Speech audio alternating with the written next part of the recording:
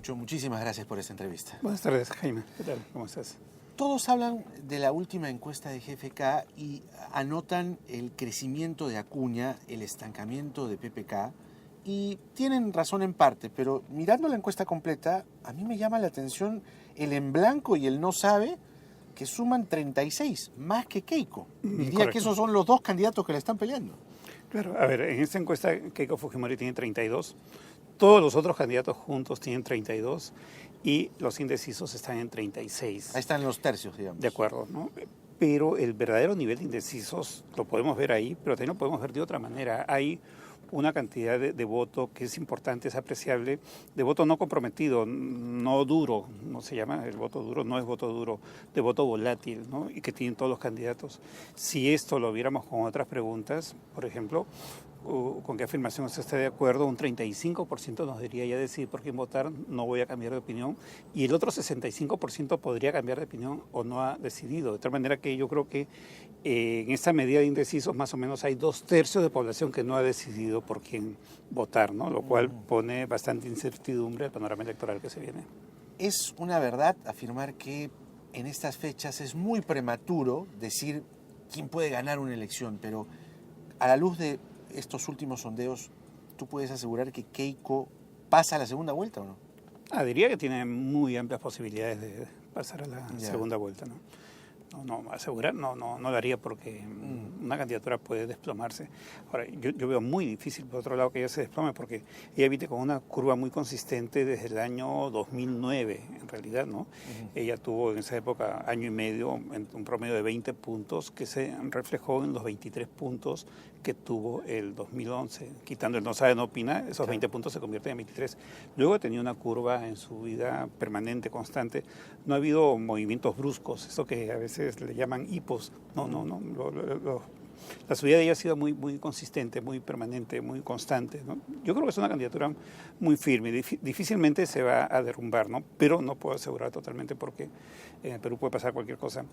Ahora, el gran tema está en la pelea por el segundo lugar. Ahí sí, en un mes ha habido un vuelco total, porque hace un mes la pelea era entre PPK, que tenía cierto despunte de Alan, pero bueno, digamos que ahí estaba focalizada la pelea, y de pronto en un mes lo que ha ocurrido es esto, ¿no? Uno, que PPK ha caído en el último mes.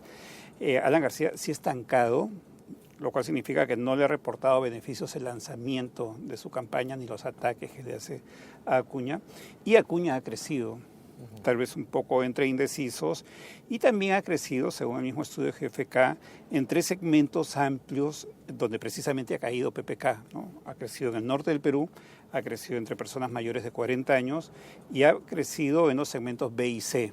Entonces, ahí hay un crecimiento. Y eso nos da ahora un triple empate prácticamente, ¿no? Y si lo correlacionamos con las tendencias, se confirmaría el triple empate, ¿no? Y en ese triple empate, pues la imagen de PPK es de caída, la imagen de Alan es de estancamiento, y la imagen ganadora se la lleva Acuña, que está recibiendo muchos golpes, y vamos a ver cómo enfrenta esto y qué capacidad de soporte puede tener. Ahora, el caso de Acuña es sumamente particular. Manejo de la Universidad César Vallejo a su antojo, las denuncias de su exmujer y recientemente una denuncia que lo compromete pues con la moral e incluso con la legalidad, porque un supuesto abuso a una menor de edad y con la consecuente, digamos, gestación de esta mujer. Bueno, el hijo ha muerto hace unos años, pero ¿tú crees que estos aspectos juegan en contra de Acuña o es pegarle a la piñata? A ver, claro, de momento no lo están afectando porque justo con todos esos temas él ha seguido creciendo, pero si es algo mucho más constante, más permanente y si tiene otro tipo de implicancias sí pueden perjudicarlo. Por ejemplo, el tema del abuso a la mujer, el tema de la supuesta violación que ha sido desmentida por otro lado, van sumando el mismo tema, ¿no? Entonces yo digo, a ver, si el movimiento feminista en el Perú, que no es grande numéricamente, pero sí es muy bullicioso y muy visible, se moviliza contra esa candidatura, sí podría afectarlo, ¿no? Y si comienzan a surgir más temas negativos, pueden afectarlo. Él, por lo pronto, está demostrando cierta capacidad de respuesta a los ataques, ¿no? Alan García dice, el Perú no puede ser gobernado por una persona que ha golpeado a su esposa. Un actorazo, Alan García, pues espectacular, ¿no? Y Acuña se la devuelve, pues como el David contra Goliat, ¿no? Él disfruta mucho golpeando a Alan, ¿no? Entonces dice, no, el señor García no tiene autoridad moral, él humilló a su esposa. ¿no? Entonces, bueno, el debate lamentablemente está centrado en eso. Quisiéramos que esté centrado en propuestas, que tenga un nivel más alturado, pero está allí. Y dentro de ese estándar de campaña, Acuña comienza a demostrar que es el chiquito que también sabe devolver golpes. La pregunta aquí es cómo revertir las tendencias, ¿no? Yo me refiero básicamente al tema de Kuczynski, porque si Kuczynski quiere revertir esa tendencia que, está claro, está decayendo, ¿cómo puede hacer? Porque acaba de convocar casi a todos los toledistas, es un toledismo sin Toledo, ¿no? Claro, claro. No, ¿Cómo puede hacer? Solo falta que Toledo se pase al partido. Solo falta que Toledo PPK. se alíe a él, bueno, cosa improbable, ¿no? Pero ¿cómo puede hacer para revertir, a tu juicio, esta situación? Es difícil. Él, a ver, oficialmente no ha lanzado su candidatura todavía, ¿no? Ha hecho cosas como renunciar a la nacionalidad, ¿no? Pero no le han servido, no le han reportado beneficios. Como Alan García lanza su campaña y no le da beneficios, ¿no? Entonces, en el sector rural tiene 3 puntos, en el sector de E igual 4, 5, digamos que ahí están sus habilidades. Claro. ¿no? Bueno, un candidato muy limeño, muy AB. Sí, el sector rural, él tuvo medio punto el 2011. Ahora ha mejorado con 3 puntos, ha subido 500% lo que tenía, ¿no? Bueno. Pero ahí es donde tiene que tener mayor impacto, y en los sectores D y E, sin lugar a dudas, esos son los sectores, los segmentos en los cuales tiene que crecer. Ahora, yo creo que el gran tema va a estar por otro lado. Creo que el gran tema está en esos 2/3 de gente que no ha decidido. Es tan grande, le llamé a esto el agujero negro, como en el cosmos. Hay grandes agujeros negros que tienen una gran fuerza gravitacional que atraen a los astros. Entonces ahí se están atrayendo en ese agujero el voto, que es el voto del descontento, de la furia, de la rabia contra el sistema político. Una pequeña cantidad de esos 2/3 se ha ido con Acuña y otra cantidad ha pasado de PPK. Pero ese agujero sigue siendo muy grande, de gente que está muy mortificada, muy furiosa contra el sistema político. Yo creo que va a haber cambios todavía. Por ahora, Acuña es quien ha mejor aprovechado esta situación. Creo, y sí, es un poco riesgoso decirlo, pero me la juego, que los que vienen en segunda línea, que es una segunda línea muy curiosa, muy ancha, muy plana, con muchos candidatos de 1, 2%, todos tienen medio 1%, exacto. Verónica Mendoza, Reyardo, Flores Arauz, Guzmán, 1, 1, 1, 1, 1. Y otros que estarán por 0,8, 0,6, sí, claro. Entonces tenemos ahí media docena a una decena de candidatos. Creo que alguno de ellos va a emerger. Ajá. Simplemente por un tema de oferta y demanda. Entre los que están arriba hay insatisfacción, ¿no? Porque en el ánimo de las personas, en el chip de las personas en el Perú, dicen, los mismos. Pero los mismos no en el sentido, qué bueno, qué bacán, qué grandes políticos. No, los mismos, pero lo mismo negativo, lo mismo desastroso, lo mismo corruptos. O sea, la opinión de la gente corrupción, muy sucia. Entonces la gente está esperando a alguien. Y los peruanos, pues el Perú es un país atrasado, diría un poco primitivo, donde predomina el pensamiento mágico religioso. Creo que esa búsqueda del outsider, el que va a venir a salvarnos, tiene toda la estructura mesiánica, es la esperanza de la llegada del paternalista del Mesías que venga a salvarnos. Entonces, claro, digamos, no es el outsider, alguien que va a bajar de un platillo volador y nos va a salvarnos, pero sí, digamos, algunos de esta lista de 12 que en un momento dado va a emerger, va a aprovechar la circunstancia. Y la ¿Ves historia, a uno con más opción que otros? A ver, es difícil, ¿no? Por ejemplo, ahí está, es difícil aventurarse ahí, ¿no? Cada quien tiene ciertas características. A ver, a Verónica Mendoza puede aprovechar un poco el pánico. Lo único que la veo muy seria, debería sonreír un poco. Está muy estalinista también. Con poca también. Agenda, ¿no? Estalinista, claro. Sí. Pero con poca agenda, sí, además, ¿no? Porque sí. Si lanza un solo tema como el de las AFP, Alan viene y se la almuerza y claro, se lo quita y le da vuelta, además, ¿no? Claro, Renzo Reyardo me parece también interesante, es muy entusiasta, está muy conectado al tema de seguridad ciudadana.